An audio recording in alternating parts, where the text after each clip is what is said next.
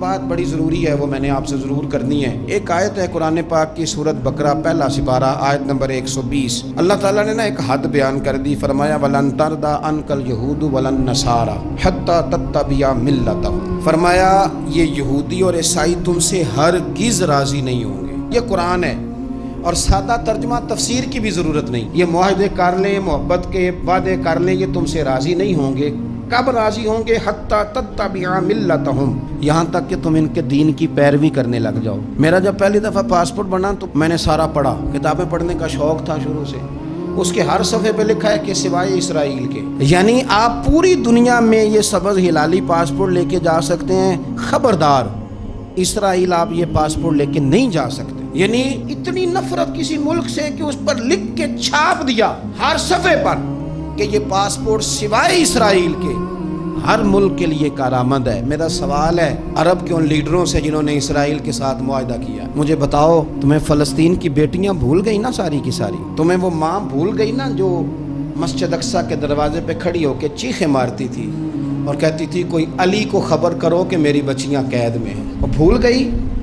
تمہیں وہ بہن بھول گئی نا جس پر شراب کی بوتل انڈیلتے تھے اسرائیل کے فوجی؟ وہ آپ کو ابھی بھی ویڈیو مل جائے گی، وہ انڈیلتے تھے شراب کی بوتل، اسے پکڑتے تھے، دست درازی کرتے تھے، اور وہ بیٹی کہتی تھی یا رحمت للعالم۔ بھول گیا تمہیں وہ سارا کچھ؟ تم نے 1 منٹ لگایا اور تم معاہدہ کس سے کروا رہے ہو؟ امریکہ کے صدر سے؟ اتنا ظلم کیا تم نے، اتنا قاتل کے ساتھ معاہدہ؟ کیا سمجھتے ہو فلسطین والوں کا کوئی والی وارث نہیں؟ سنو، میرے رسول کریم صلی اللہ علیہ وسلم نے فرمایا میرا کوئی مالدار امتی دنیا سے چلا جائے، پیسے جائیدادیں چھوڑ کے جائے تو اس کی اولاد میں بانٹ دینا، لیکن اگر اس کے ذمہ قرضہ ہو تو میرے پاس آ جانا، میں اپنے امتی کا قرض ادا کروں گا۔ جس کا کوئی وارث نہیں ہوتا، مدینے والا اس کا وارث ہوتا ہے، میں قرض دوں گا اپنے امتی کا۔ کیا سمجھتے ہو فلسطینی لاوارث ہیں؟ صبح قیامت نبی پاک تم سے سوال کریں گے، تمہیں اللہ کے حضور حاضری دینی ہے۔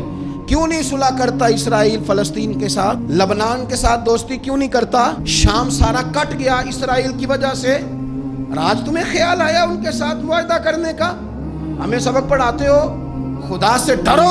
اور پھر اقبال کہتے ہیں مسلمانوں سے مایوس نہ ہونا، حکمرانوں سے زیادہ امیدیں بھی نہ لگانا۔ وہ جو چھوٹے چھوٹے لوگ نکلے تھے نا صحرا سے، بظاہر غریب تھے، بظاہر ان کے پاس مال نہیں تھا، وہ خالد بن ولید جیسے، وہ سعد بن ابی وقاص جیسے، بظاہر ان کے پاس زیادہ اسلحہ نہیں تھا۔ اقبال کہنے لگے مایوس نہ ہونا، یہ نہیں کہنا بن کچھ نہیں سکتا، فرمانے لگے رات میں نے سنا ہے فرشتے آپس میں باتیں کر رہے۔ واہ اقبال، تیرا بھی انداز کتنا نرالا ہے۔ کہنے لگے رات فرشتے آپس میں باتیں کر رہے تھے، میں نے سن لی ہیں۔ بھلا وہ کیا کہہ رہے تھے؟ یہ سارے لوگ نا خالد بن ولید، سعد بن ابی وقاص، یہ صحرا کے رہنے والے تھے، اور اس وقت کی سب سے سپر پاور روما کہلاتی تھی، الٹ پلٹ کے رکھ دی ساری رومی سلطنت۔ تو اقبال کہنے لگے رات فرشتے آپس میں باتیں کر رہے تھے کہ سنا ہے پاکستان کے، ہندوستان کے مسلمان جوان مایوس ہو گئے۔ کہنے لگا نہ مایوس ہونا، نکل کے صحرا سے، جس نے روما کی سلطنت کو الٹ دیا تھا، نکل کے صحرا سے۔ گرمی دیکھو اس شعر کی، ولولہ دیکھو اس مرد کا جو مصور پاکستان ہے، نکل کے صحرا سے جس نے روما کی سلطنت کو الٹ دیا تھا، سنا ہے میں نے یہ قدسیوں سے، وہ شعر پھر ہوشیار ہوگا۔ وہ کل باتیں کر رہے تھے کہ بہت سارے ان میں سے پھر جاگ گئے اور بڑی جلدی وہ پلاک بنائیں گے۔ سنا ہے میں نے یہ قدسیوں سے کہ وہ شعر پھر ہوشیار ہوگا، وہ آئے گا میدان میں، نکلے گا، اور انشاءاللہ یہی چراغ جلے گا تو روشنی ہوگی۔